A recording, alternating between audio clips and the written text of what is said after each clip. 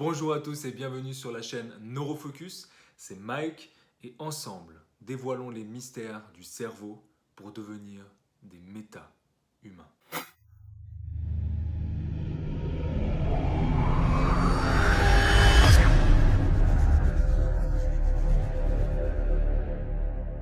Nous avons souvent tendance à croire que l'argent est notre motivation première et que c'est le nerf de la guerre, que nous ferions tout pour en avoir et en avoir toujours plus.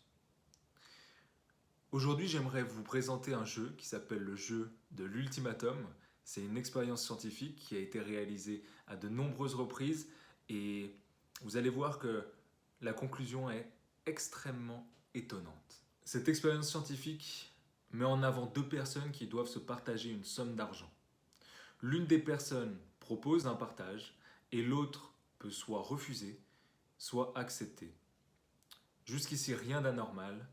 Sauf que si la deuxième personne refuse le partage, aucun des deux joueurs ne gagne d'argent. Donc l'hypothèse mise en avant ici, c'est que la première personne a partagé de l'argent, elle va forcément partager le moins possible, donc pour être à son avantage. Et l'autre personne, finalement, va devoir accepter dans tous les cas, parce que ça sera toujours plus que zéro. Et ce qui est intéressant,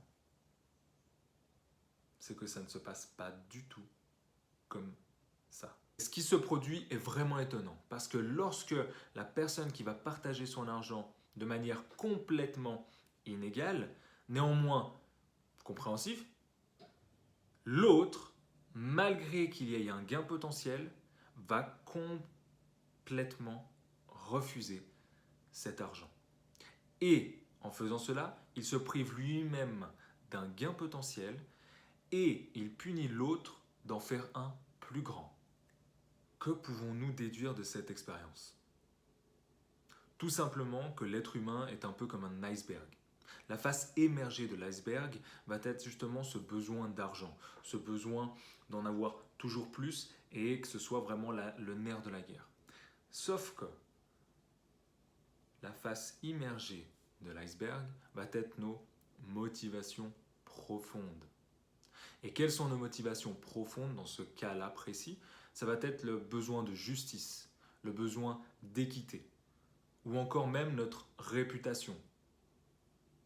Tout ça va former et constituer nos comportements à une situation donnée. Donc lorsque une situation comme celle-ci va se présenter, que ce soit dans une négociation avec votre patron, votre frère, votre sœur, vos amis, pensez à leur motivation profonde